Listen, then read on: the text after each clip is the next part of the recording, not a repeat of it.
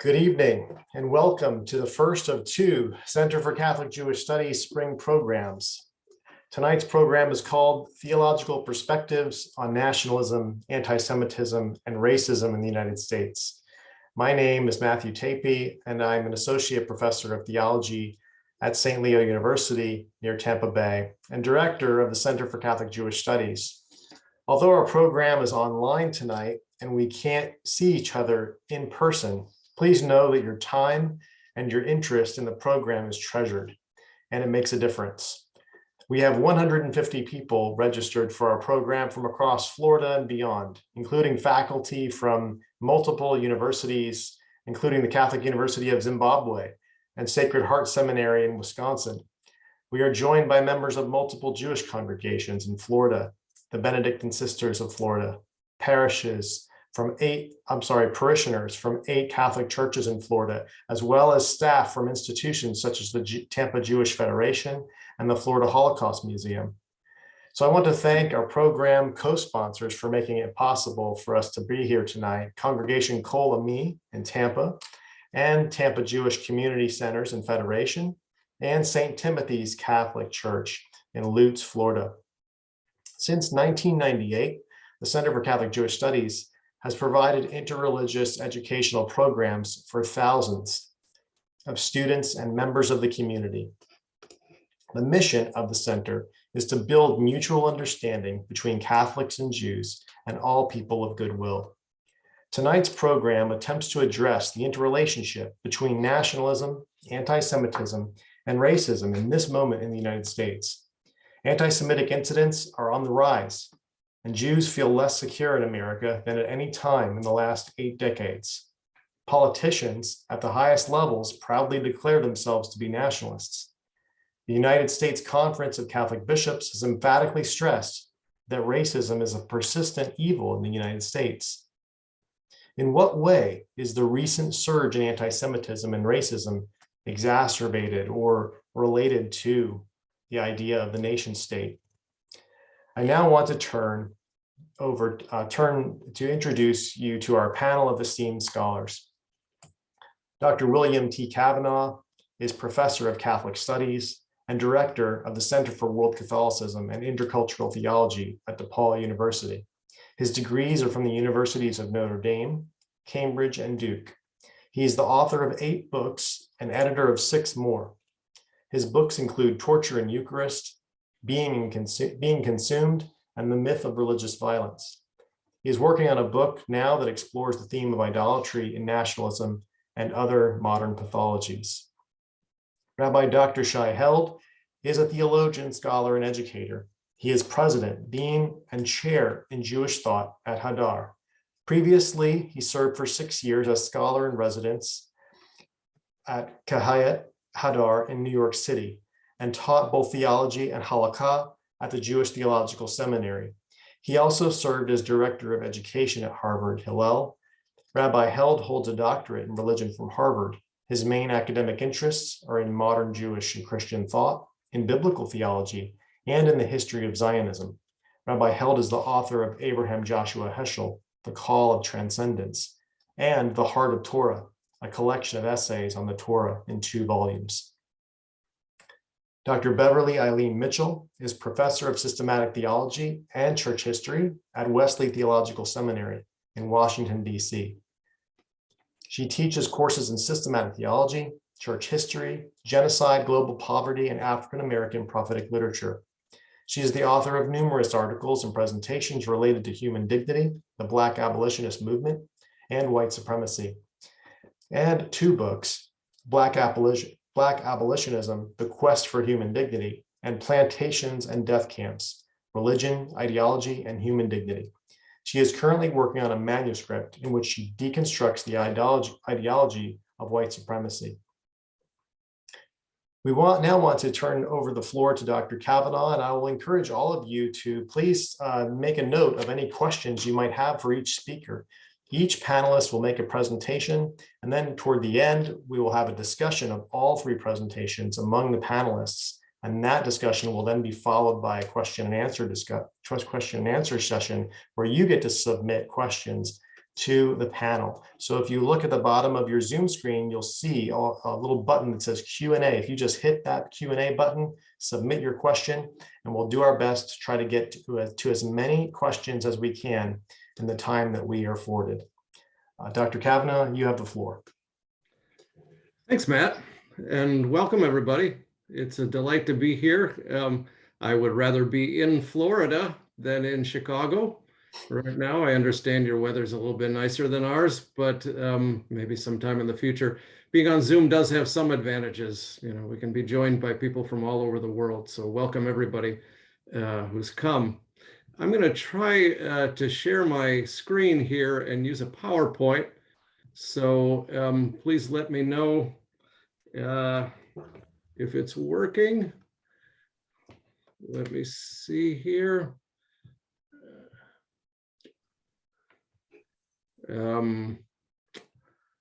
Of course, it's give me just 1 minute and I will recall it. Talk amongst yourselves, as they say. I have the file also, Bill, and if you want me to try to share it, I could try to do that. I think I can get it back here in just a second. So yeah, here we go. All right.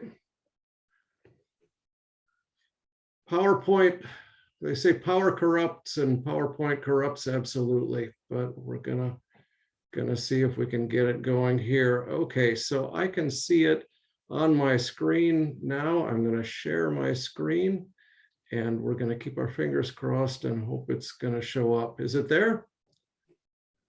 Yes. Yes. Okay. Lovely. All right. So my talk tonight is the idolatry of nation and race, and I think it's a rather straightforward matter and necessary in some ways to critique extreme forms of white Christian nationalism that seek to exclude Jews and Blacks and other racial minorities. In some ways, however, that sort of critique lets us off the hook too easily. And we tend to think that there are mainstream, respectable kinds of devotion to the nation, and we only need to worry about the extremes.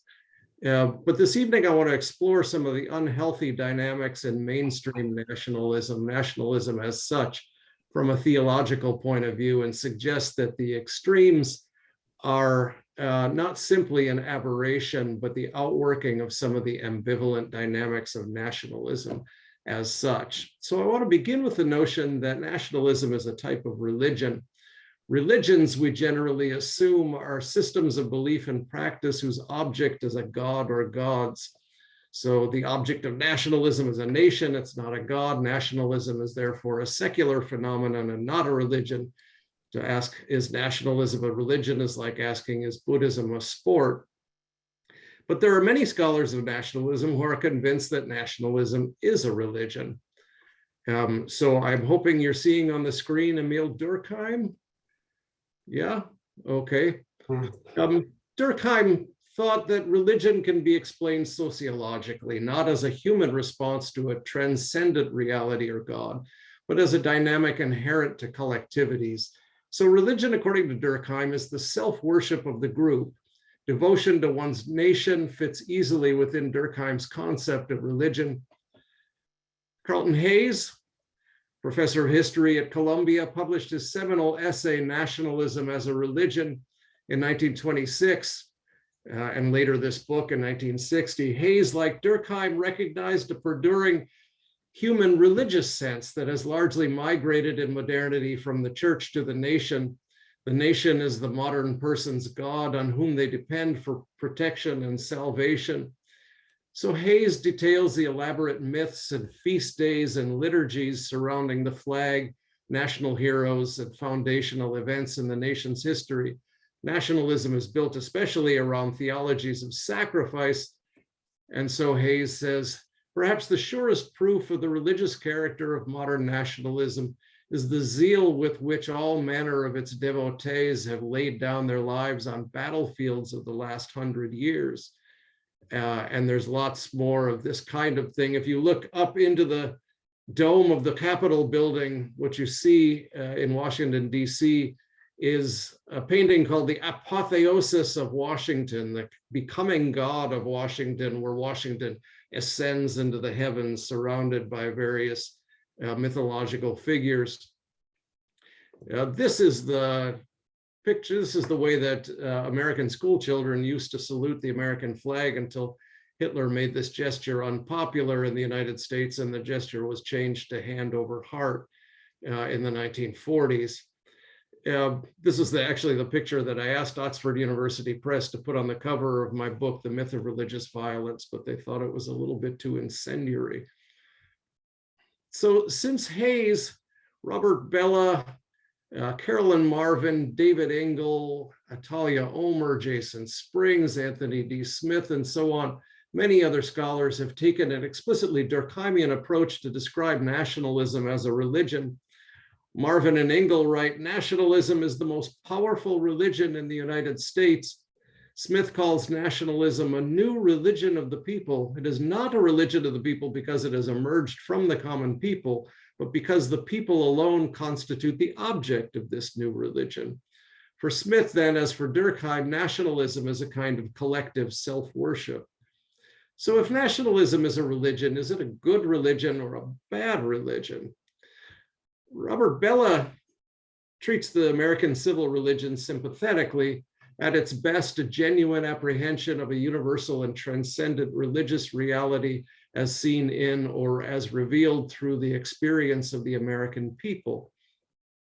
Catholic theologian Rusty Reno, though not explicitly calling American nationalism a religion, has called in his 2019 book, Return of the Strong Gods, for a reversion to devotions that unify, like truth, religious faith, patriotism, and the marriage covenant, rather than embrace diversity and multiculturalism.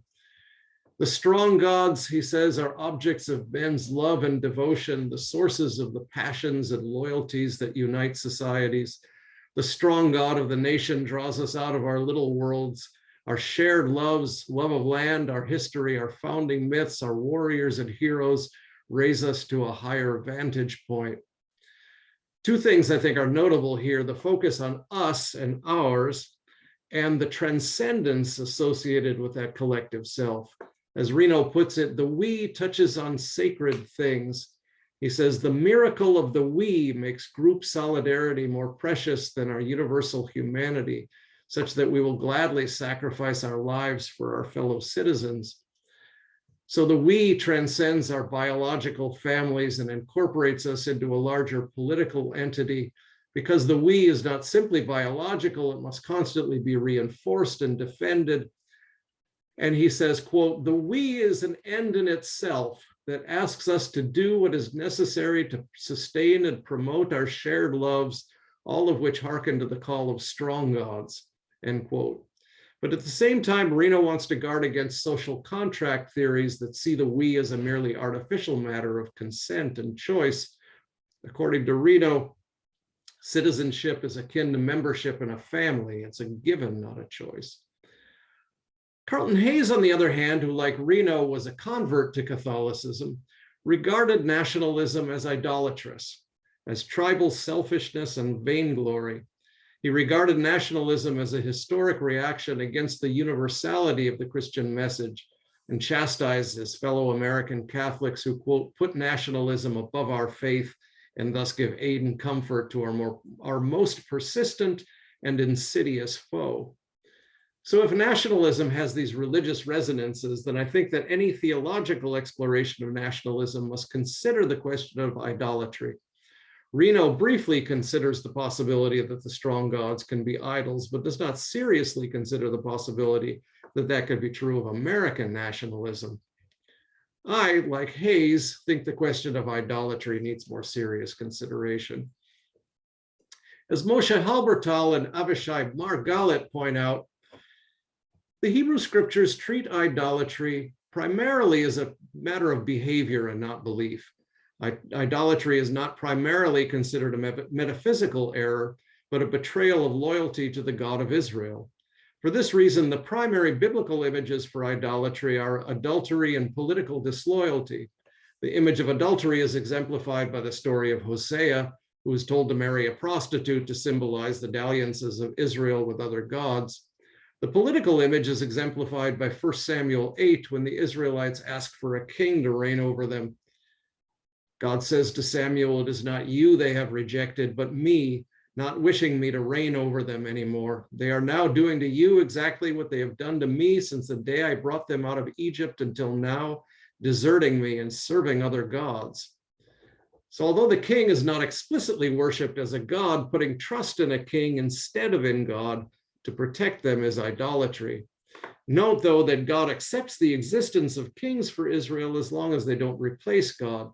Idolatry, as in this case, as in most cases, is on a spectrum of more or less. It's not always clear when the line between using creation faithfully and idolatry has been crossed. Idolatry in the Bible is the refusal to accept creation as God's gift and the human attempt at self-deification by reaching out and taking it instead. As the opening chapters of Genesis make plain, creation is good and human desire for created things is natural. Humans desire created things, but those desires are satisfied by the free gift of God. The fall comes about because the humans have sought to, quote, reach out their hand and take, as it says in Genesis 3:22, rather than receive from the hand of God. The serpent promises that they will be like God if they take and eat the fruit that has not been given to them. Idolatry is an attempt at self-deification through the inordinate love of creation and love of self to the exclusion of God. The human making of gods is an attempt to bring God down to a human level while elevating humans to a godlike level. We want to have gods that serve human desires rather than the other way around. So for Augustine, idolatry is a type of narcissism or self-worship. This narcissism, however, devours rather than liberates. Without a real God to serve, self-love inevitably becomes bondage to the products of human pride. Now, nationalism, though, seems like the opposite of self-love. In Reno's view, it calls individuals out of themselves to sacrifice for others and serve a larger common good. For Reno, nationalism is a manifestation of a basic Augustinian theme. People are united by shared loves. It impels us outside ourselves, breaking the boundaries of me-centered existence. The strong gods of public life are quite simply the objects of our shared loves. They are whatever arouses in us an ardor to wed our destinies to that which we love, end quote. So Reno borrows theological language from Augustine to describe the longing for what transcends us. Our hearts remain restless. They seek to rest in loyalty to strong gods worthy of love's devotion and sacrifice. But when Augustine famously stated that our hearts are restless, he added, until they rest in you, meaning God, not us. Augustine's statement took the form of a confession and prayer to the biblical God, not any of the many strong gods on offer. So Christian patriots can always rebuff the charge of idolatry by claiming that their own devotion to the nation is secondary to their belief in the biblical God. Political idolatry in the Bible is a matter of degree. Loyalty to the king is not idolatrous if it's kept in check by loyalty to God. But in the biblical view, what people say they believe is not as significant as what they actually do. Saying that one believes in God first and nation second does not suffice to distance one from idolatry. In the biblical view, the stronger the loyalties to created things that are not God, the more they tend toward idolatry. So Reno's language of strong gods captures this dynamic precisely. The stronger the loyalties to group solidarity, the more such loyalties tend to become gods for people. So how do we measure the degree of such loyalties? Well, if idolatry is primarily a matter of behavior and not just belief, I think we have to measure the fruits of nationalism. Marvin and Ingalls suggest that we ask what people are willing to kill for. Nationalism, they argue, is the only religion in America that is publicly true because it's the only one for which people will kill and die. The other criterion I want to suggest is the connection between nationalism and racism and anti-Semitism.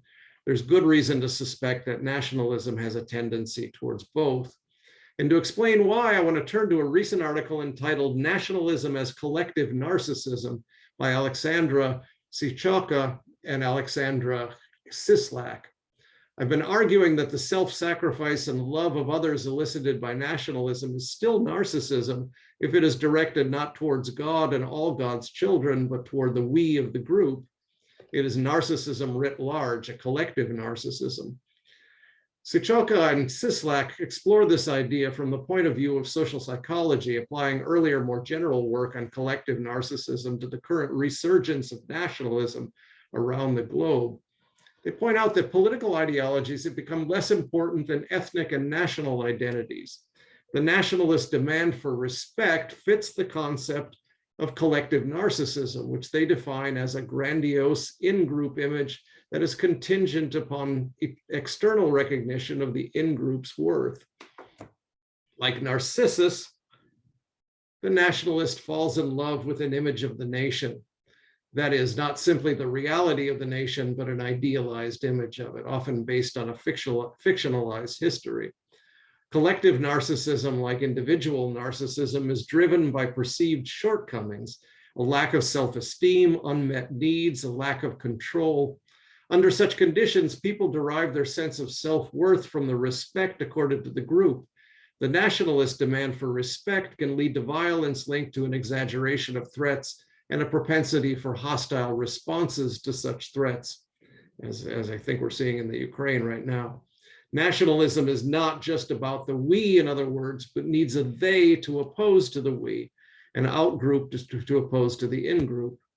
Sichoka and Sislak do, however, recognize that such dynamics are on a spectrum of more or less, and there can be forms of dedication to an in-group that are relatively free of defensive narcissism.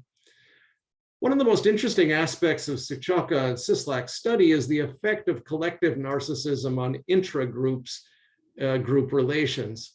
Nationalism does not simply promote a sense of group solidarity, a sense of the we for everyone within the borders of the nation state. Instead, insecurity and concern for the in-group image can lead to scapegoating others within the group, especially minorities, for negatively affecting the image of the in-group. The history of nationalism shows how often it is linked to anti-Semitism, Spain, Russia, Germany, Romania, other nations. How one tells the nation's story is crucial. To maintain the positive image of the in-group, historical accounts that reflect negatively on the in-group must be denied or suppressed. Internal dissenters from the positive national narrative must be attacked and discredited, as in the current controversies over teaching about race in American history. I think this analysis goes a long way toward explaining the frequent connection between nationalism and racism. In the United States, for example, the nation is often identified either with the enterprising white Christian people who supposedly built it, or with the melting pot that overcomes racial and ethnic differences to make one large we who are all in this together, supposedly. People who tell a different story about the nation being built on the backs of enslaved African Americans, or about the ongoing structural barriers that relegate minorities to second-class citizenship, are labeled internal enemies. Equally relevant are the real divisions that nationalism encourages us to ignore, especially class divisions. The idea that Mexicans are taking our jobs unites owners and workers against a common enemy. The resentments of working class whites are stoked, but they are directed against racially coded members of the same working class, while the wealthy help themselves to a greater portion of the national pie. So American nationalism has a long history of racism. The denial of citizenship and full humanity to enslaved Blacks and to First Nations peoples, the Mexican War, the nativist treatment of Jewish and Catholic immigrants as unwhite and un-American, the Chinese Exclusion Act, Jim Crow laws, the internment of Japanese Americans in World War II, the fear of the invasion of Mexican immigrants, and so on. The resurgence of nationalism under Trump began with the scapegoating of Mexicans and has continued with a surge of anti-Semitism and ongoing attempts to suppress minority voters. First Things, the influential Christian journal that Rusty Reno edits, issued a manifesto for the new nationalism in 2019, but at least some of its signers have tried to distance themselves from the racially charged messaging of Trump and some of his supporters. Matthew Peterson and Kevin Stewart, for example, stress that theirs is not an ethno-nationalism, but a civic nationalism, open to all from any race and many creeds who would embrace the fundamental principles of the American founders. They deny that ethno-nationalism is even a coherent possibility in a country as diverse as the United States. But as David Alverson and Jason Blakely have pointed out, white Christian nationalism is a troubling historical reality in the United States that cannot be theorized away by good intentions. They argue that this is not an accidental, but a necessary feature of American nationalism. Civic nationalism, shared traditions of law and political procedure, will never be a strong enough glue to bind a huge and disparate nation of immigrants together. Civic nationalism will inevitably slide toward more primordial ways of belonging, like race and religion. The more civic they become, the less nationalist, and the more nationalist, the less civic. This is why Reno insists that national belonging is not simply assent to laws, but more like belonging to a family or a religion of strong gods. The kind of energies that Trump has unleashed depend on more than mutual recognition of equals under the law. Nationalism, as Sichoka and Sislak point out, tends not only towards strong group solidarity, but the stoking of grievances against both external and internal enemies. Racism is a natural companion of the collective narcissism of nationalism. Those whose very presence diversifies rather than unites must be excluded, but the story of that exclusion is itself a threat to the heroic narrative that nationalism needs to maintain its glorious self-image. So racism is collective narcissism, the love of those who look like us and the perceived threat of those who do not. As species of collective narcissism, both racism and nationalism are idolatries. Martin Luther King Jr. saw the connection clearly. For King, both racism and nationalism are idolatrous because they cut divinity down to the size of one limited social group. In a sermon entitled "The False God of Nationalism," King denounced an age in which affirming the brotherhood of man was considered a heresy. People had turned away from the eternal God of the universe and decided to worship at the shrine of the God of nationalism. That's a quote. Both nationalism and racism make a God in our own image, a God limited by our own limits, our own desires, our own fears. So I'm going to give the last word to Dr. King. We will continue to serve will we continue to serve the false God that places absolute national sovereignty first? Or will we serve the false God of imperialistic greed? Or will we serve the God who makes love the key which unlocks the door of peace and security? Will we continue to serve the false God of racial prejudice, or will we serve the God who made of one blood all men and women to dwell upon the face of the earth? Thank you. Thank you very much, Dr. Cavanaugh, for sharing your thoughts. I want to encourage members attendees who have registered and are with us tonight to take a moment to think about Dr. Cavanaugh's talk. If you have a question, perhaps now is the time to submit it while it's fresh on your mind. And it might also be helpful to note in your question, if it is for Dr. Cavanaugh, then that will help us as we move to our question and answer session later, to go back through the questions and try to direct them to the speakers.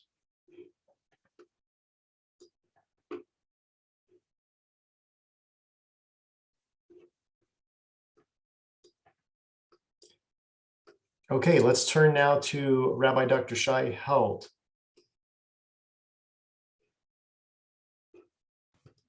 Thank you. Thank you. Good evening, everyone. I'm going to talk in a very different mode than Professor Cavanaugh. In the time that I have been given, I want to talk about two things. First, I'll begin in a theological mode. I want to explore what Genesis 1 has to say about human dignity, and by extension about racism and other forms of bigotry. I hope to offer some suggestions about how biblical theology might help us climb out of the mess we're in, if and only if we let it. And second, more briefly, I'll move into a more social scientific mode and talk about the place of racism and anti-Semitism in contemporary white supremacist, white nationalist discourse. I'm often struck by the idea that if we took the Bible seriously, I'm not sure we'd ever get past the first chapter. The claims that Genesis 1 makes about who and what we are as human beings are so potent, so stirring, so breathtaking, and so utterly demanding that we can't just read it and move on. The chapter demands nothing less than a radical reorientation of our lives. As you know, no biblical idea has had more influence in Western society than the Bible's claim in Genesis 1 that human beings are created in the image of God, B'Tselem Elohim. I want to focus here not on how Jewish or Christian interpreters have traditionally interpreted this idea, but instead on the plain sense of the biblical text itself, on what modern scholarship has taught us about what Genesis 1 was up to. For Genesis 1, the image of God is not something we have, but something that we are. In fact, some recent translators translate not, let us make the human being in our image, but rather, let us make the human being as our image. We do not have some ethereal quality that is the image of God, but we are images of God. Every part of us, very much including our embodied selves, is an image of God. Scholarly research on the meaning of creation in the image of God in Genesis has exploded in recent decades, and although there is still a lot of disagreement and debate, I want to try to offer a theological synthesis of some of what I think we can say about what I would describe as the theological humanism of the Tanakh, the Hebrew Bible. In ancient Near Eastern societies, the king was considered the image of the god that society worshipped. It was he, always he, who was appointed to rule over his people and to mediate God's blessings to them. This meant that from the very creation of the world, some people were destined to rule over others. When you read Genesis 1 in that context, you realize how potently and powerfully it is rejecting its surroundings. Genesis 1 will have none of the idea that the king alone is an image of God. It is not just the king who is an image of God, but each and every human being without exception. The idea of the image of God is radically democratized in Genesis 1. The dramatic claim of Genesis 1, in other words, is that each and every human being on the face of the earth, without exception, is royalty. We are all kings and queens. Human beings are appointed to rule over the rest of creation, but no one human being is appointed from creation to rule over any other. Now, just very quickly, a sidebar which I think is important in this moment in human history. It's crucial to be clear that being appointed to rule over creation is decidedly not the same thing as being given carte blanche to do whatever we will with the natural world. The Bible's vision of an ideal ruler is one who rules with the best interests of the most vulnerable and defenseless subjects he has in mind. That means that being appointed to rule the world, it entails protecting the world, not consuming it or destroying it. For those of you interested in the biblical vision of that, you can look at the description of kings in Psalm 72 and in Ezekiel 34. The democratization of the image of God entails another democratization, the democratization of moral responsibility. In the ancient world, the king, as an image of his God, was the one who was responsible to protect the widow and the orphan. Ancient kings were expected to show particular solicitous care for those who were defenseless, even if they often failed in practice to do so. But in Genesis 1, humanity as a whole is assigned this role. It is not the king that must protect the widow and the orphan, it is you and I. Since we are all kings and queens, we are all summoned to safeguard the exposed and the vulnerable. In other words, we can't pass the buck upward. Genesis 1 goes out of its way to observe that both male and female were created in the image of God, Genesis 1:28. No matter how deeply entrenched they are in human societies, in other words, gender hierarchies are not ultimate. We are all royalty, regardless of gender. Let's make this less abstract for a moment. Consider the awe you may feel in the presence of a person who has great power or renown. consider the deference you may be inclined to show them. The opening chapter of the Bible invites us, requires us, to treat every human being without exception in this way. And just to hammer this point home for a moment, the President of the United States, yes, but also the homeless man lying in his own urine, the woman who has just been elected senator, but also the forgotten Alzheimer's patient who cannot remember her own name and whom no one comes to visit. They are all royalty and are to be treated as such. That is the ethico-theological claim of Genesis 1. Now, there may be, this is a fascinating development in scholarship, an intriguing connection between the biblical prohibition on making icons or images of God on the one hand, and the idea that we, as humans, are created in the image of God on the other. From the Bible's perspective, since God and the world are not made of the same stuff, you can't have human constructed symbols of God. And yet, as Rabbi Abraham Joshua Heschel observes, quote, there is something in the world that the Bible does regard as a symbol of God. It is not a temple or a tree. It is not a statue or a star. Rather, the symbol of God is the person, every person. The words image and likeness, which are used in the Bible to refer to forbidden idols, the kind of idols you cannot make, are the very words used to describe the human being created in God's image. You may not make tzlamim, images. Human beings are created b'tselem, in the image. You cannot compare tidamu, God, to an idol, and the human being is a likeness, a demut, same Hebrew root. The startling implication of this is that God is revealed to us not through carved wood or sculpted stone, but through the human being, any human being, every human before us. In other words, producing images of God is prohibited not because there may be none, but rather because there may only be one. To make a representation of God is to undermine the privileged and sacred status of the human being. In other words, idolatry is not just a sin against God, it is also a sin against other people, all other people, since it undercuts the basis of our infinite worth and preciousness. We can push all this further, but to do that, we have to turn again to the Bible's ancient Near Eastern context. In the ancient world, the line between a representation and what it represents is often blurred. In other words, the representation in some sense becomes what it represents. The God represented in the image remains transcendent, but is nevertheless present in the image. A statue of God, then, in the ancient world, does not remain mere wood, metal, or stone, but in some sense actually becomes a divine being. In ancient Israel, as I've just sort of suggested, statues of wood, metal, or stone are prohibited. Human beings take their place. So as one Bible scholar puts it, human beings are what Israelite religion has in place of divine statues. The human being as the image of God is God's appointed ruler. But more basically than that, the human being is a manifestation of God's very presence. In a world where God frequently seems, or perhaps is, absent, the human being serves as a kind of, quote, substitute for God. The human being makes God present even in God's absence. Now, I want to be clear. We are not God. It would be out and out idolatry to suggest otherwise. But the biblical image of us as statues of God may well imply that God is in some real sense present within us. Now, to take stock for a moment of where we've just come, it is not only that in Genesis human beings are given the status of kings over the earth, though as we've seen that is true too.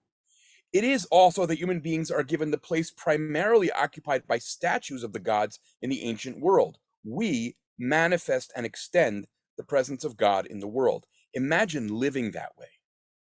If the Bible's insistence that every human being is royalty is inspiring and daunting, its startling affirmation that every one of us is a visual representation of God is obviously, I think, even more so.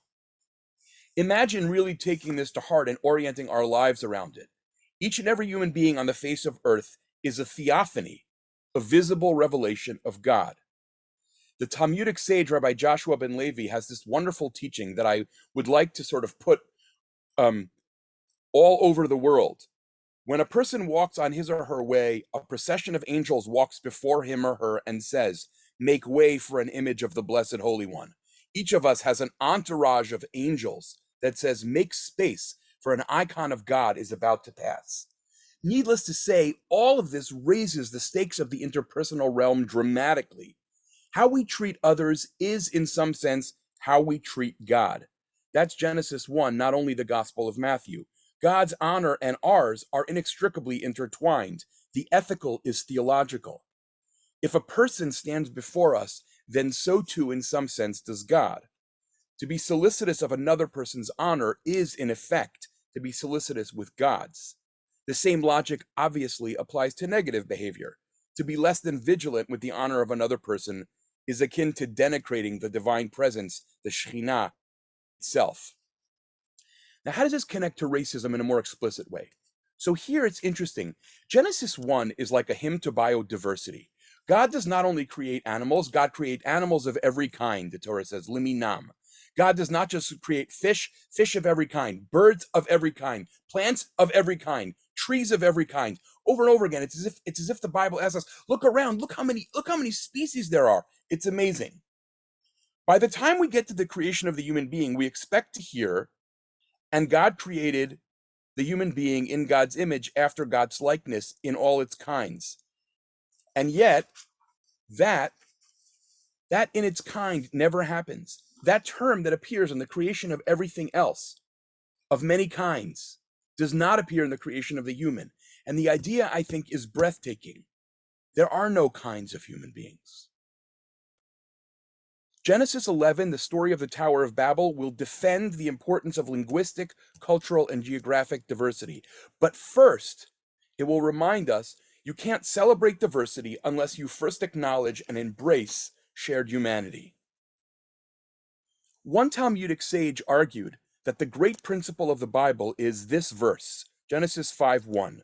This is the book of the generations of Adam. When God created the human being, God made him in the likeness of God.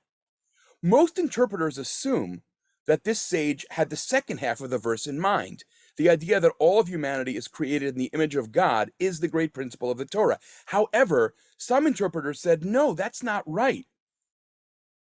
The core principle of the Torah is actually the first part of the verse, the fact that we are all descended from the same person, namely Adam. The foundation of the Torah, in other words, is the realization that the entire human community is one family, united by shared origins. This fact, he argued, this truth that is universal, makes it even more fundamental than the more particularistic mandate to love one's neighbor. In other words, universal human relatedness is the core principle of the Hebrew Bible. And by the way, we really are all related.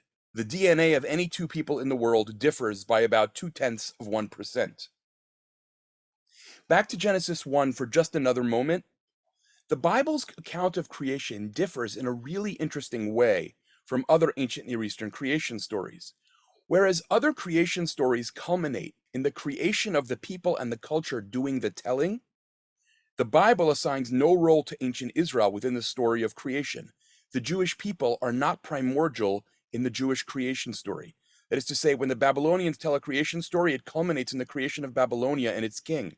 When the Jews tell a creation story, it culminates in the creation of the human being and not the Jew.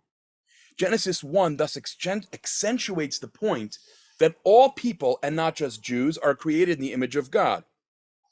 As the Bible scholar John Levinson explains, nobody's idea of a social liberal, by the way, Genesis 1 serves as a powerful warrant for a Jewish doctrine of human solidarity. We are all human, created in the divine image. And I want to stay with this with this word solidarity for just a moment. What does a sense of shared humanity require of us? What does it make possible for us? To take creation in God's image seriously is to cultivate a sense of solidarity with every human being, even those whom we have never met, even those who differ from us in almost every conceivable way. Ideally, this becomes second nature, part of how we perceive and experience others, and therefore of how we act towards them. Really strikingly, when the political scientist Kristen Monroe studied people who had rescued Jews during the Holocaust, She found that the one trait that united them all was their perception of themselves as strongly linked to others through a shared humanity. I'm going to quote from her for a minute. This perception of themselves as one with all mankind is such an intrinsic part of their cognitive orientation, of the way they define themselves, that they need not stop to make a conscious decision when someone knocks on the door or is drowning in a lake. No matter how carefully Monroe scrutinized selfless individuals, she kept arriving at the sense that they had of being part of what she calls an all-embracing mankind. It is the one factor, she says, that, and I quote her again, refused to go away. Human solidarity is rooted ultimately in a refusal to see individuals as fundamentally separate, atomized, responsible only for and to ourselves. You know, it's something of a cliche in our culture to say, an assault on your dignity is also an assault on mine. A diminishment of you is a diminishment of me. Spiritual life, in many ways, is about making that not a cliche, but a reality that we experience in our hearts, in our minds, in our very bodies. As the anti-masking craze these past 2 years has shown us, many people's sense of solidarity with others is somewhere between attenuated and non-existent. There is much to say, I think, about solidarity, about its connection to human and civil rights, about its implications for ameliorating the devastating effects of poverty. I can't really develop much of that here, but I do want to underscore one more thing. On one level, shared humanity is a simple fact. We all have bodies. We all have fragility and finiteness in common. We all have anxieties and fears, longings, yearnings, hopes. We all bleed and shed tears. We're all capable of love as well as hate, compassion as well as cruelty. In theological terms, we are all created by God and descended from Adam. Yet on another level, a living, vibrant sense of shared humanity is an aspiration, something we need to nurture and cultivate. Religious teachers on this call, this is a major part of your job, is to help people develop this very deep sense. One of the tasks of moral education is to teach us how to engage with ethical quandaries. Can this respirator be removed? Who should get the kidney? But another of its major tasks is to train us in the art of seeing. We need to learn to see others as just as human as we are, as dignity-bearing just as we are, as unfathomably precious just as we are.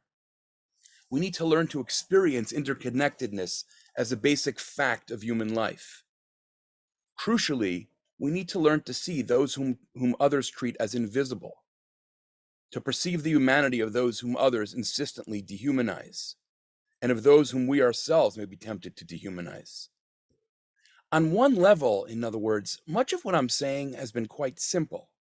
Yet on another level, really internalizing it is, or should be, the task of a lifetime. The Bible speaks of human beings without exception as royalty, and yet we live in a world and in a country in which human dignity is trodden and trampled upon in countless ways. So let me say this as simply as I can. Eric Garner was a king. George Floyd was a king. Breonna Taylor was a queen. We can't rest until we have built a society that reflects that fact. The seemingly anonymous woman who sleeps in a box and whom we pass each day without noticing, she's a queen. More than that, she is a visual representation of the God we claim to worship. We can't rest until we've built a society that reflects that. People assault and degrade others all too often by dehumanizing them first.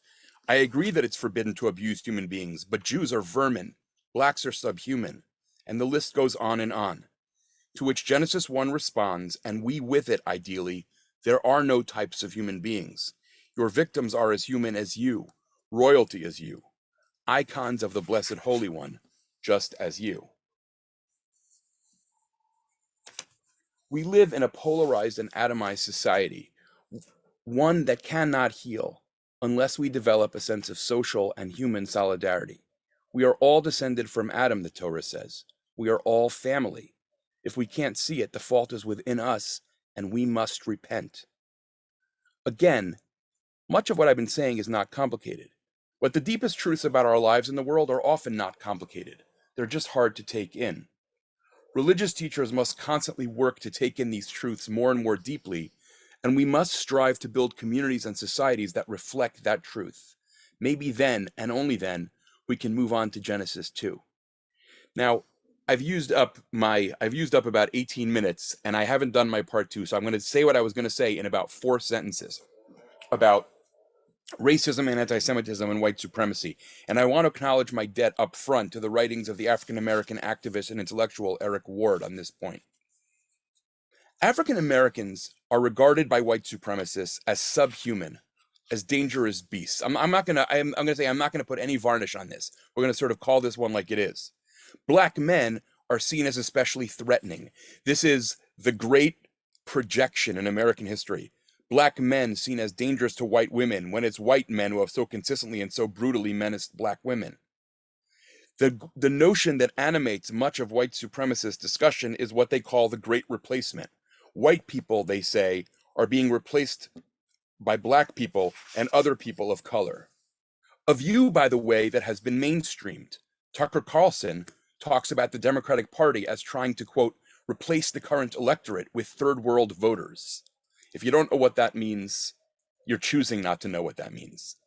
But who is orchestrating the Great Replacement? And this is where the racism and anti-Semitism really come in a knot that can't be untangled. Who is orchestrating the Great Replacement of white people with black people? Not people of color themselves, but, quote, an international conspiracy. And when they say international conspiracy, you immediately know, or ought to by this late date in human history, that they're talking about Jews. This has led Eric Ward to insist that anti-Semitism is white supremacism's theoretical core, the linchpin of its belief system. And he forcefully faults social and economic justice movements for failing to accept and come to grips with what he calls the centrality of anti-Semitism to white nationalist ideology. Now, just take a moment to consider the diseased thinking that animates all this. On the one hand, as I've just said, white nationalists consider black people inferior, and yet the black-led civil rights movement succeeded in changing many laws of the land. How can a supposed race of inferiors have made so much progress? How can the US have elected a black president? How can leftists be mounting challenges to capitalism? It's all orchestrated by a nefarious cabal that controls the media, entertainment, education, and even the federal government. Again, you already know exactly who and what we're talking about. As Ward, who has shaped my own thinking about this, says, quote, Jews functions for today's white nationalists as they often have for anti-Semites throughout the centuries, as the demons stirring an otherwise changing and heterogeneous pot of lesser evils. Ward also points to another dimension of all this, which I'll just mention briefly. According to white supremacists, Jews have effectively conned many white people into thinking that Jews are themselves white. This is a lie, so they say, one that leads Ward to declare anti-Semitism does not just evoke racism, it is racism. So Ward writes the following, and I'll close with this, on the necessity and the urgency of fighting anti-Semitism and racism together. Anti-Semitism fuels white nationalism, a genocidal movement now enthroned in the highest seats of American power. This was written before Joe Biden was elected. And fighting anti-Semitism cuts off that fuel for the sake of all marginalized communities under siege from the Trump regime and the social movement that helped raise it up. To refuse to deal with any ideology of domination, moreover, is to abet it. Contemporary social justice movements are quite clear that to refuse anti-racism is an act of racism. To refuse feminism is an act of sexism. To refuse opposition to anti-Semitism, likewise, is an act of anti-Semitism. I'll stop there. Thank you very much. Thank you, Rabbi Held. We'll do the same now and take just a moment to pause. And if you give folks time to enter a question into the question and answer box. We have several that have come in, so thank you for sending them. Feel free to keep them coming. This one would be for Rabbi Shai.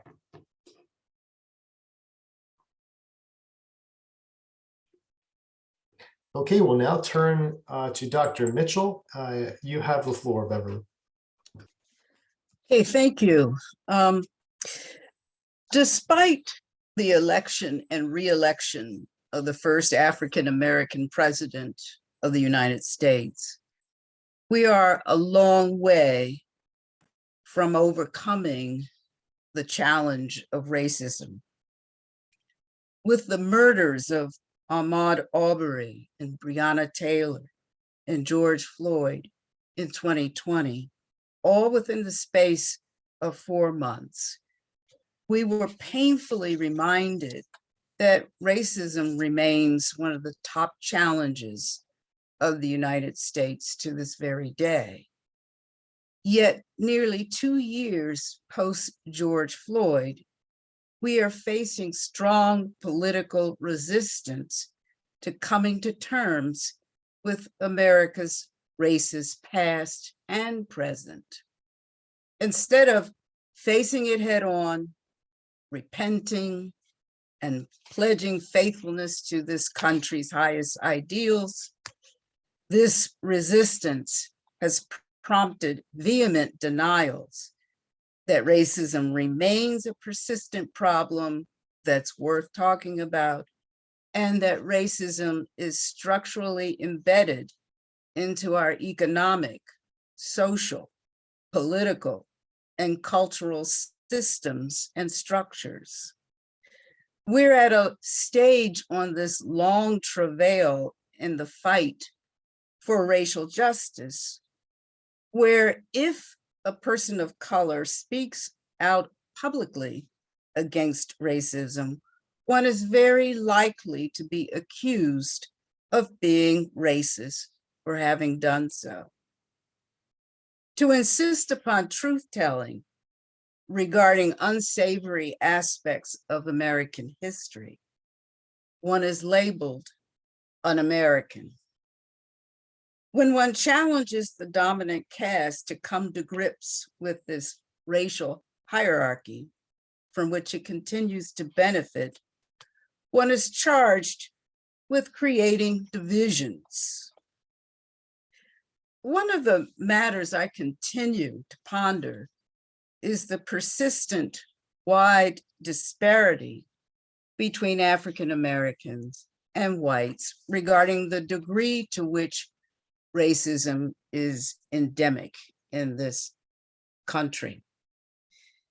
These two groups, and I'm very mindful that the race issue really expands beyond African Americans, but I'm lifting up these two, this dichotomy or divide in terms of Black and white for reasons you may discern as I go on with the presentation. These two groups differ on whether African Americans have attained equality with whites regarding employment opportunities. They differ on the degree to which African Americans experience unfair treatment by police. There remains a difference between the two regarding whether they see race as a serious problem that requires our full attention. And studies show consistently that whites are much less likely to perceive bias and discrimination against Blacks in society than African Americans do. Blacks and whites perceive the world through different lenses because of the differences in their experiences. And that's a real challenge for us to try to overcome as we attempt to engage in meaningful conversations regarding race. Many people in the United States tend to associate the term white supremacy with the white racist extremism that's exemplified by groups such as the Ku Klux Klan or the newer white nationalists or white identity groups, who are not shy about declaring their conviction of the superiority of the white race. Self-described moderates, liberals, and progressives bristle at the notion that the term white supremacy encompasses a wide range of actions, which can include both violent, racially hostile extremists and actions by respected corporate leaders and other managers. Mainstream America will go to great lengths to distance themselves from someone who could walk into a Black church during a Bible study and kill 9 parishioners, including the pastor, because of their race. Mainstream America fails to see even the slightest connection between what they do in terms of supporting policies, practices, and laws that perpetuate inequality, and a gunman who walks into a synagogue and in a matter of minutes slaughters 11 unsuspecting Jewish worshipers. I can really appreciate the impulse to distinguish between an extremist and a benign, ordinary member of a dominant race. However, I maintain that the difference between the two are rather one of degree rather than in kind. What ties the white extremists to whites who are more mainstream is the seductive belief, expressed or unexpressed, in white superiority. This belief, whether it's conscious or not, allows members of the dominant group to assume a posture of entitlement to determine who belongs where, whose lives are more valued, and who can reap the lion's share of opportunities and resources for themselves and their progeny at the expense of those who are not their kind. Of course, I'm deeply aware that not every person classified as white thinks he or she is superior to the other races. And I also recognize that all of us here have been born into a social order, not of our own making. Yet it is clear to me that collectively we live in and maintain a social order in which the economic, social, cultural, and political systems function to support a deeply embedded racial hierarchy that stubbornly persists, either by intention or tacit agreement or indifference. Racism has been treated as a social issue, a political issue, and a personal issue. And I see these various ways of looking at white supremacy as important, but very incomplete. At its core, this is a stubborn theological problem. It is a deeply spiritual problem with tragic ethical implications. It's just that serious.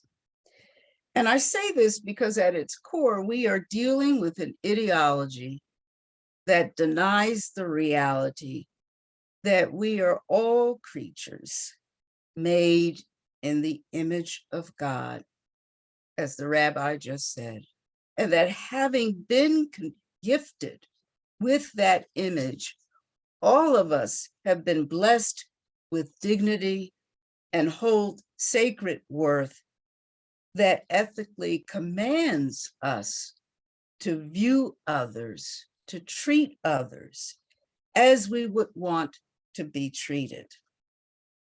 Our humanness requires this from each other for a sense of equilibrium, a sense of well-being, whether it's human to human, human group to human group. The ethical demand remains that we are to give respect and receive it indiscriminately. Otherwise, ultimately, it will not go well for us. The ideology of white supremacy denies all of this. It denies that by virtue of human dignity, we are all siblings to each other. It sets one race above all others. It claims for itself a monopoly of access to resources, power, opportunities, and the means of human flourishing on the one hand. And on the other hand, it goes to great lengths to deny these things to those arbitrarily classified as lesser beings within the racial hierarchy. White supremacy fosters godlike pretensions in the heart and the minds of the ones who cling to it. In the past, I have spoken of white supremacy in lieu of racism. However, since the fatal rally at Charlottesville in 2017, I have come to see white supremacy as an umbrella term that encompasses both old and new forms of racism. These forms of racism are anti-Black, anti-Asian, anti-Indigenous people, anti-other racial ethnic groups, anti-immigrants, especially Latinx. At the moment, racial anti-Semitism is included in that, and anti-Muslim sentiment. And I see these expressions of difference that lead to discrimination and aggressive harassment as related expressions of white supremacy. I include these forms of discrimination and exclusion under the umbrella of white supremacy because the underlying issue that links these disparate groups together is that they have been racialized in our country. They have become racialized in the minds of members of the dominant caste by attributing to these groups immutable traits, innate problematic characteristics, and physical descriptors that are indiscriminately assigned to all members of that group. Their perceived fatal defects of character in the eyes of the beholder justify their social exclusion, their persecution, or even their elimination. The racialization of persons with these supposedly negative traits may not be traditionally classified as a race at all, but they have been assigned to a racial category within the racial hierarchy. That's why I speak about racism and racial anti-Semitism in particular as children of the same father, with the father being white supremacy. The literature I've seen written by those who have tracked these extremist groups for years indicate that these groups often place both Jews and African Americans at the top of their enemy list. If you recall from the Charlottesville rally, there were protesters who proudly stood around burning swastikas and burning crosses. Some carried Nazi flags alongside those who carried Confederate flags. There were those with banners displaying vile messages about African American alongside vile descriptors of Jewish people. And as I think about it now, Blacks and Jews are two groups targeted as ultimate outsiders in the white supremacist imagination. because they are the quintessential non-white, and Jews because they are viewed as betrayers of unsuspecting true white people. Within the spectrum of white supremacy, there are overt and covert expressions of it. If white supremacy could be pictorially represented as a pyramid, the very tip of the pyramid would encompass expressions of overt white supremacy. It would include acts of domestic terrorism perpetrated by white extremist groups, burning crosses and swastikas, shooting up churches and synagogues. It would also include the free use of racially offensive language, proudly brandishing Confederate flags and other indicators of a sympathy for, if not an allegiance to, the elevation and domination of the white race over other races. This form of white supremacy can be devastating, painful, and memorable, but the impact is relatively contained. Covert white supremacy, on the other hand, is far more pervasive, and its effects linger for generations. Covert white supremacy represents 2/3 of the pyramid I was describing. That is, its base and the large middle section. White supremacy operates there, but is often hidden in plain sight. It includes employment discrimination, housing discrimination, mass incarceration, police brutality, denial of voting rights through political maneuvering, anti-immigration policies targeted at non-whites, and so on. And many times these forms of discriminatory oppression are masked or explained away with seemingly plausible excuses. Covert white supremacy operates behind the scenes to ensure that nothing stands in the way of the unabated enjoyment of social privileges and material entitlements that come by virtue of being classified as white. The condemnation of white supremacy, white privilege, white dominance is not a condemnation of people who are white. Rather, it's a condemnation of the pretense of superiority over other racial ethnic groups and all the harm it creates for those who are not white. And I must say, any human group can grab the mantle of superiority and use it over other groups. But in the United States, in the context of this country, the wearers of the cloak of superiority are those who are classified as white. Covert expressions of white supremacy are often structural in nature. Housing segregation is the quintessential example of structural racism and how it works. The racism of housing segregation is structural because multiple entities and actors collude to create, maintain, and sustain policies, customs, and legislation that deprive Blacks and other minorities of the opportunity to advance and flourish. It's structural because its impact spreads to a multitude of sectors, such as education, health, employment, and even law enforcement. No major area of life is touched or untouched by its reach.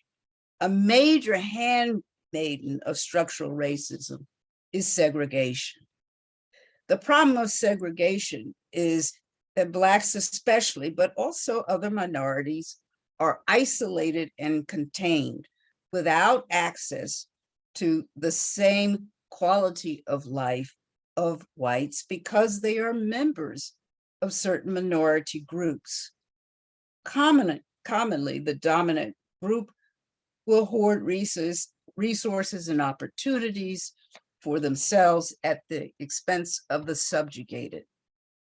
The practice of segregation is a symptom of white supremacy, not the disease itself. Clever tactics have been employed to ensure that whites would be protected from African Americans in white spaces.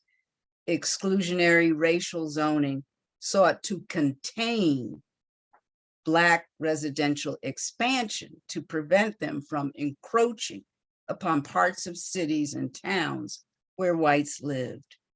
Racial covenants barred non-whites from occupying or owning property where whites lived.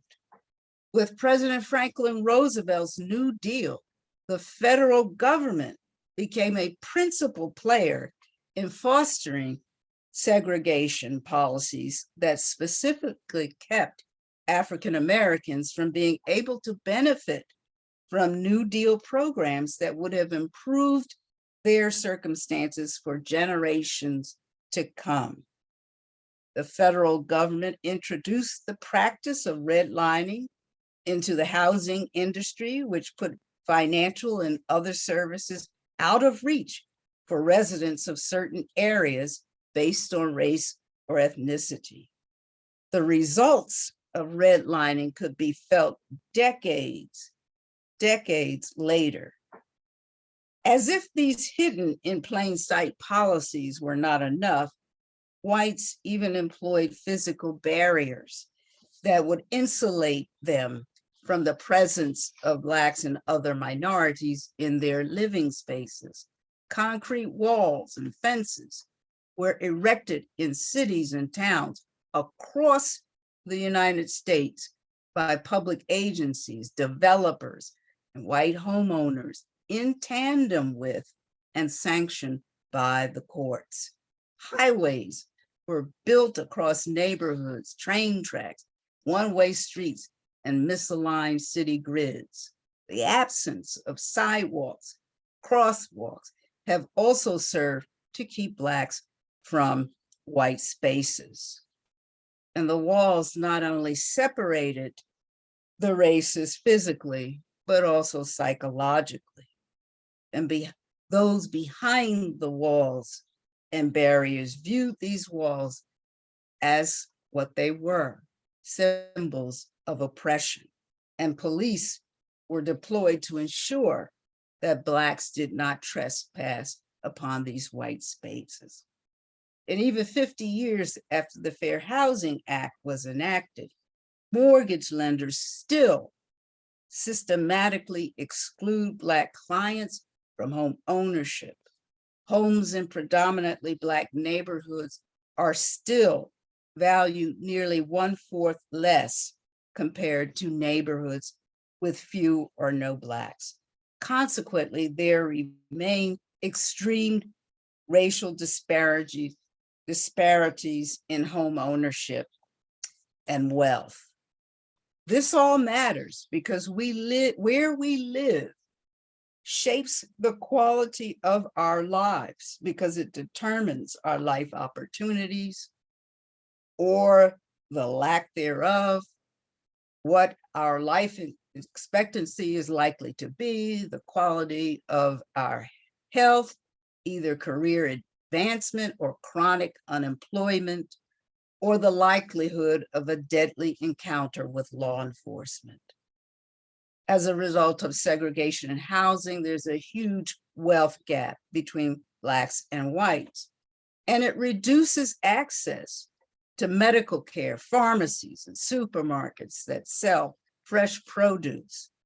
The lack of availability of these services leads to reliance on less nutritious food and contribute to chronic health problems such as obesity, diabetes, high blood pressure, heart failure. These health-related factors contributed to the disproportionate deaths from COVID-19 in African American and Latinx communities.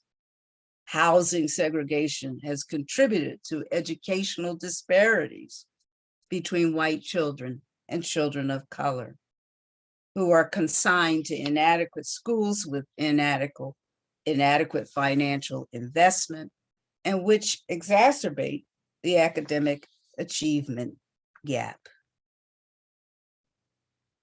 Segregation involves so much more than having a separate water fountain, or having to sit in the back of the bus, or being denied a seat at a lunch counter. Segregation causes a social death by isolation from a participatory life that can lead to human flourishing. Our social order continues to reflect the reality of inequality and a situation in which the existence of those who are not classified as white is being problematized. Their presence in white spaces is criminalized, and you could see that clearly with regard to the case of Ahmaud Arbery. Racialized groups are frequently pathologized, but the denial of the dignity and worth of every human being is the real pathology. The inability to celebrate diversity within the human species suggests a profoundly moral flaw. The white racial frame that perceives social dominance as a justifiable way of being in society is highly pathological. The separate but equal doctrine of the United States Supreme Court decision, Plessy versus Ferguson of 1896, was never intended to reflect equality. Segregation has proven to be an insidious, powerful, morally destructive foe to our common life together. No society can truly function as a healthy entity and, on the other hand, create, perpetuate, and defend systemic inequalities at the same time. It's a malignancy within the soul of our nation. No one, even the powerful, can rest easily in such a social context. Political, social, and economic endeavors alone will be unable to resolve the spiritual dimension of this conflict. And it reminds me of the gospel story in which the disciples were unable to cast out demons. And Jesus is said to have told them, this only goes out by prayer and fasting. Maybe religious traditions, religious groups who understand this notion of our being siblings in the household of God will do more praying and fasting. Despite this grim social analysis, I still carry hope on my good days. I see parables of the life-giving reign of God here and there, in surprising spaces, in the fervor and passion of the young for justice, and in the compassion of the not so young. The question before us is whether we choose life or death. My prayer is that we choose life. Thank you. Thank you, Dr. Mitchell, very much for sharing your thoughts with us. We have quite a few questions that we will get to in just a moment, so thank you for submitting them. I want to give the panelists time to discuss a bit of the presentations, and if there are any questions among the panelists, we could turn to those now, just for the next maybe 5 to 6 minutes. Yes, Rabbi Held, please. Thanks. So I'd like to ask you, Bill and Beverly, I'm curious, I know this isn't opening up a huge question, but to what extent do you think that white supremacy is bound up with Christian supremacy? That is to say, is the idea that salvation is through Christ alone and that one must be a Christian to be saved, somehow is that bound up with white supremacy? Do we have to, not we, but do Christians have to let go of one in order to let go of the other, or are they separate?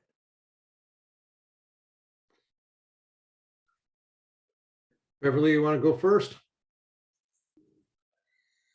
Sure. There is a lot of work being done lately with regard to studying white supremacy, where Christian theologians and philosophers are taking the position that Christianity, in fact, is a spiritual foundation in terms of the exclusivity of salvation in Christianity to Jesus, and linking that with the white supremacy that we see operating in the world. Willie Jennings has written about that, and a number of people have made that charge. And I am reluctant to go quite there, because it assumes that it doesn't take into account the many ways in which there have been Christians who understand the gospel differently, who can recognize idolatry when they see it and have stood against it. But I feel sometimes as if I'm in the minority in terms of taking that position.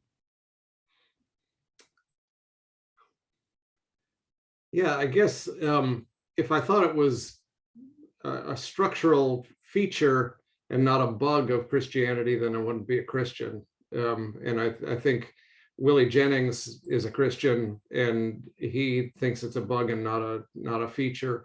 Mm-hmm. And you can see, but that's not to say that there aren't dynamics that can, within Christianity, that are inherent to it, that can lend themselves towards anti-Semitism and racism. I mean,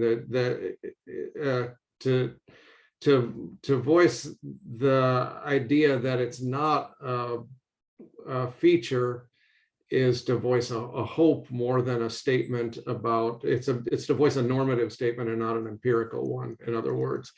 And it can work in different ways. You know, I mean, in one sense, Christianity is too particular because it's too focused on salvation through Jesus Christ. And in another way, it's too universal because it believes that, you know, the go and make disciples of all nations. And that has been one of the things that can lead to anti-Semitism, is the idea that, you know, the Jews are too particular and not universal like Christians are. So I think that's probably, you know, true of all of the kind of major faith traditions, is that there are dynamics within them that can be and are used to distort them. And it's our job to kind of make the distinction between what Christians have done empirically and do penance for that, and at the same time to be, you know, to state normatively that this is not what we believe, you know. And so it's like, you know, Muslims are always asked, you know, is Islam inherently, you know, violent? And in some way, or, you know, they're asked like, you know, is ISIS, are they real Muslims? And I think, you know, people from that tradition need to say both yes and no. You know, on the one hand say, yes, empirically they're Muslims and can't just disavow them and therefore wash our hands of this, but normatively, that's not what that's not at the heart of our tradition. And I think, Christians need to say the same thing about, the Crusades and so on, that we can't just wash our hands of them and say, no, they're not really Christians, because they are empirically. But normatively, there's something else at the core of the tradition that says that that's deeply wrong.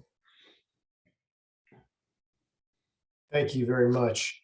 I think now we can turn to some of the questions here that have been submitted, and I have a number of them.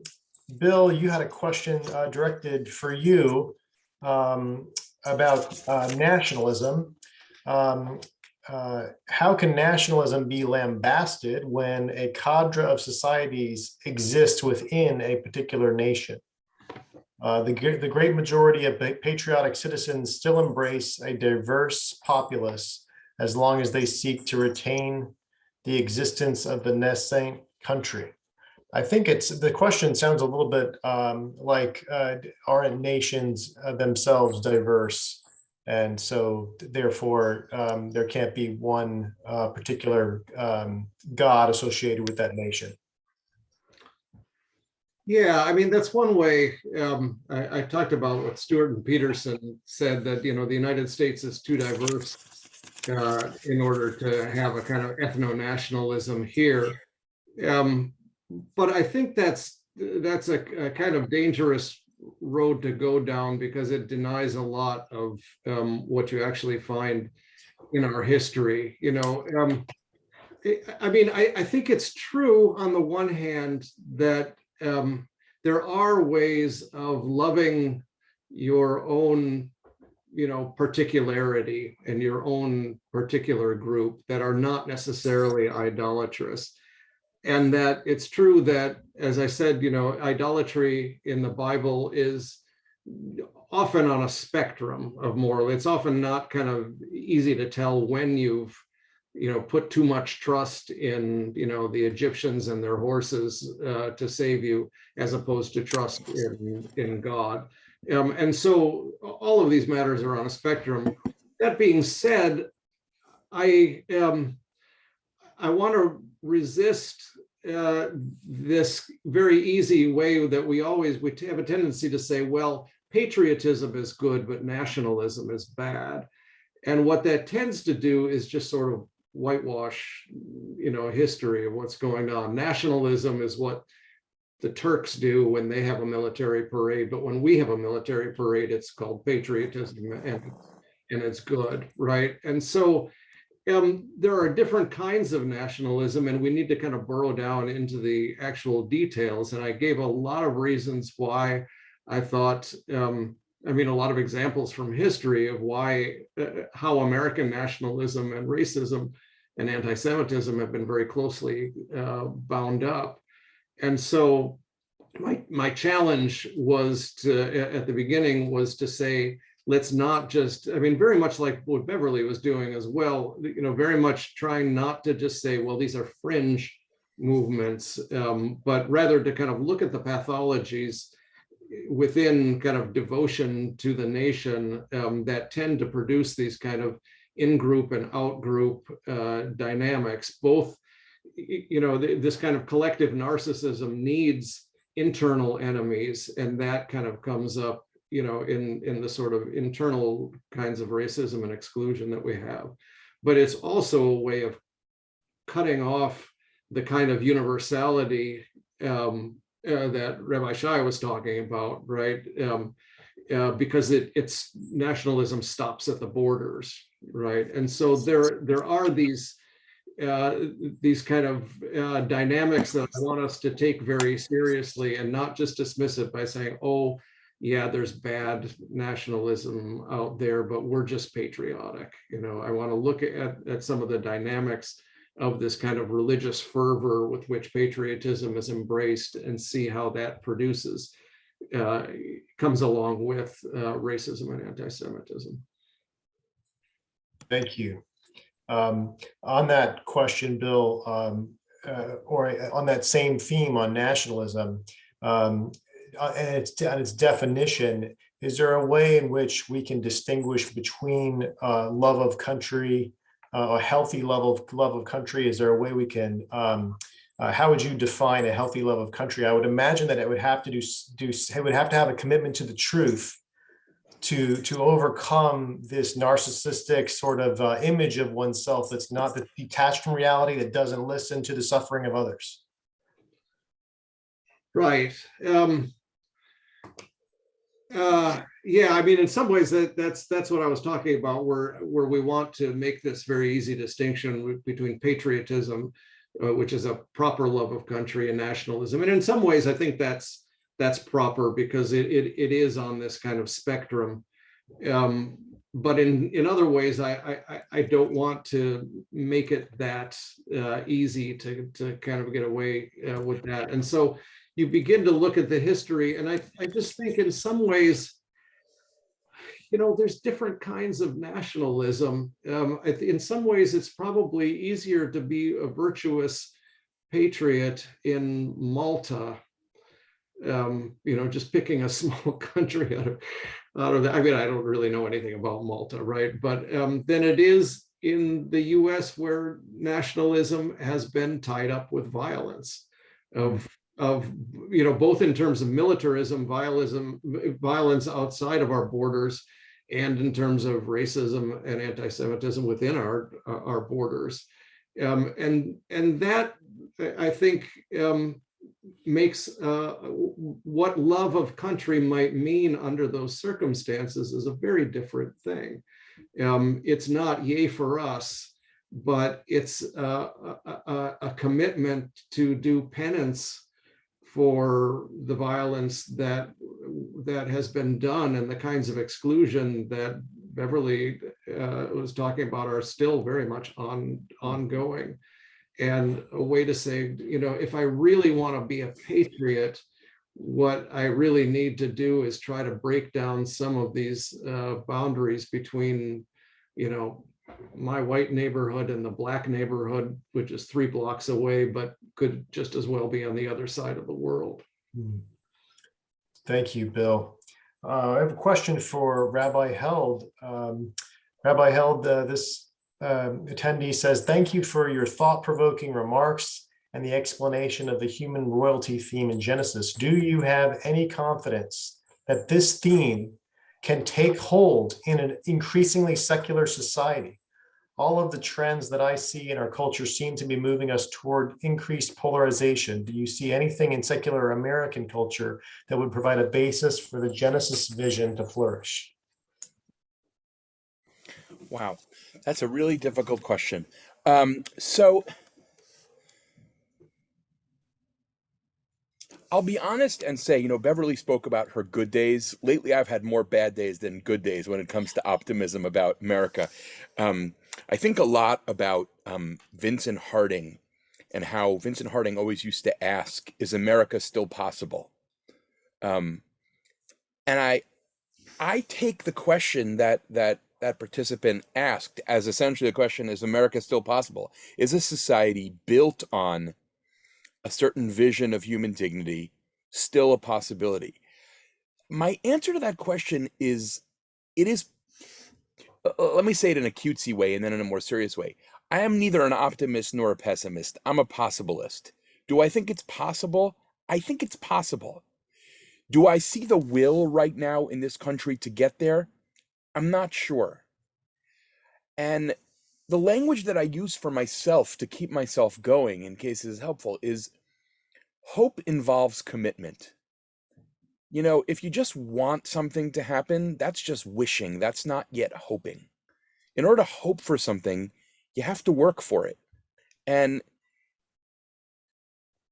I know right now, there are parts of America I can't reach. But parts of America that I do live in and do reach also need a lot of transformative work. Something I'm sorry to throw this in here, and I without, God forbid, in any way lessening our passion and our seriousness about siding with the people of Ukraine against Putin's barbarism, I 100%. And yet I find myself wondering, people in Africa are slaughtered in murderous wars left and right, and you don't hear the same kinds of discourse. Now, there are reasons. It's a nuclear power. There are reasons, but 5.3 million people have died in the wars in the Congo. Which American liberals know about that? So it's not just about changing other people. I always say the greatest danger of religious teaching is that we're convinced that it's about our superiority and other people's need to change. And the truth is, it's also about our need to change. It's about my need to change. And many people on this call who singled themselves out to come to a discussion of this topic, our need to change too. And yes, I'm worried about, a Republican Party that has lost its connection to reality in all kinds of ways. I'm deeply worried about that. But I also have work to do in the worlds that I inhabit, and the communities that I live in. So is that really an answer to your question? I'm not sure, but I will reiterate this point. Hope involves commitment, and we have to do the work. Thank you, Rabbi Held. Another question is there a distinction? Can you explain the distinction between racism and anti-Semitism? Is there the person's concerned about how these terms are used, and I think wants clarity on maybe how you can define them. Yeah. So obviously that's a huge question. I think there are distinctions between racism and anti-Semitism because not all anti-Semitism is racialized, right? The history of Christian anti-Semitism was largely not racial, right? It was about people who adhered to certain beliefs or rejected certain beliefs. And one of the innovations, if you will, in evil of the Nazis was the profound racialization of what it meant to talk about Jews. So anti-Semitism in the modern world is often racial. I was talking about Eric Ward's kind of formulation of that a lot of white supremacist anti-Semitism is deeply racial, but anti-Semitism is not inherently a racial category. And by the way, one of the reckonings that the Jewish community has been undergoing in the wake of George Floyd's murder is precisely the way that the American Jewish community's leadership has operated on the assumption that American Jews are white. And the whole question of the role and the voice of Jews of color. When people talk about Black Jewish relations, there are Black Jews who are on both sides of that hyphen. And that also needs to be named. Now, I also want to say one other thing, because I think there's a temptation to take the word anti-Semitism and to misinterpret it in some hyperliteral way. The term anti-Semitism was coined by a German sort of agitator and troublemaker named Wilhelm Marr in 1879. It was a term embraced by an anti-Semite to describe what he meant by anti-Semitism, which was hatred of Jews. Anti-Semitism is not hatred of Semites. It's not hatred of Muslims is not anti-Semitism. It's anti-Muslim bigotry. It's whatever term we want to come. It is, right? So anti-Semitism is, sometimes I have to say I've been tempted to start using the term Jew hatred, but it's so crude sounding that I don't like it. And I will say this, and here at the risk of entering into academic mumbo jumbo land, when I use the word anti-Semitism, I never hyphenate between the anti and the Semitism. And that's a move that says it's not hatred of Semites. It's actually hatred of Jews. It's the term that anti-Semites themselves coined to describe their own disdain for Jewish people. I hope that helps at least a little bit kind of begin to flesh out categories. Thank you, Rabbi Held. Beverly, a question for you. Your comments caused me to think a great deal about the political and the spiritual toward the end of your talk, after you helpfully laid out with detailed precision, systematic racism, existences of evidences of systematic problems in a practical way that I think really stands out among all the presentations, and it by its nature. And so it made me think about the connection between the spiritual and the political. And I couldn't help but think of Martin Luther King Jr. and his combination of those, particularly in his nonviolent strategies and his nonviolent tactics, which were often criticized, as you well know. How can we perhaps, what could people do today? Is there action that attendees might think about? Is there a sort of action that they might consider taking today to combine the spiritual and the political to respond to these issues? That's an interesting question that I'm not sure I'll have a satisfactory answer to. But I will say that for me,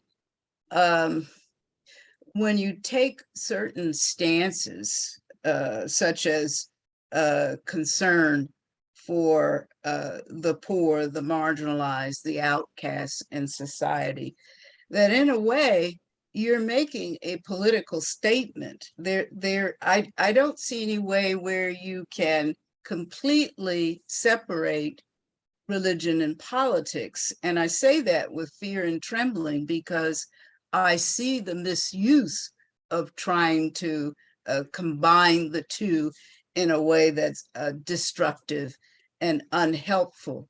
But I think practices in which within our own sphere of influence, practices in which we are mindful of the needs among us, where we are called upon to remember our interconnectedness and live that out in terms of how we treat people who are in our midst, who are the forgotten or the ignored, is a way of living out one's spiritual theological commitments.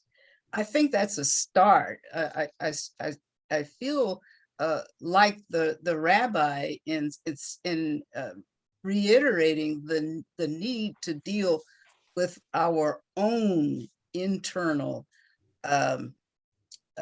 corruptions or propensities to fail to live out the command to love God and neighbor as self. And so it's personal, but it is also communal and social. And we have lots of opportunities daily to put into practice and seeing the connection between the spiritual and political in a way that is constructive. Thank you very much, Dr. Mitchell.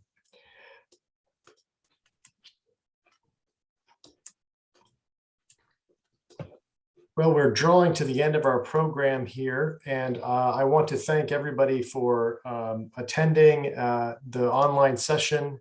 And feel free to put your hands together if you'd like to. There's a little hand down there. I think you can actually make an applause sign to let our panel know that we appreciate them. We thank them for coming, for spending time and sharing their thoughts with us. I'd like to conclude our program by thanking Dr. Mitchell, Dr. Cavanaugh, Dr. Held for their presentations, for their interesting discussion of these important topics. But I also want to thank you, the many members of the community and students that are here tonight as well, for joining and being part of the discussion. A video of this program will be added to the Center for Catholic Jewish Studies YouTube channel in the coming weeks, so you can find a copy of it there. And finally, I also want to remind everyone that's still on the call that our next online program will feature Dr. Amy Jill Levine and is scheduled for March 29th at 6:30 p.m. And Dr. Levine's talk will focus on how to avoid anti-Jewish interpretations of New Testament scripture. It's called Understanding Jesus and Paul Means Understanding Judaism, Pharisees, Prayer, Parable, and Practice. So we look forward to seeing you next time, and have a good evening.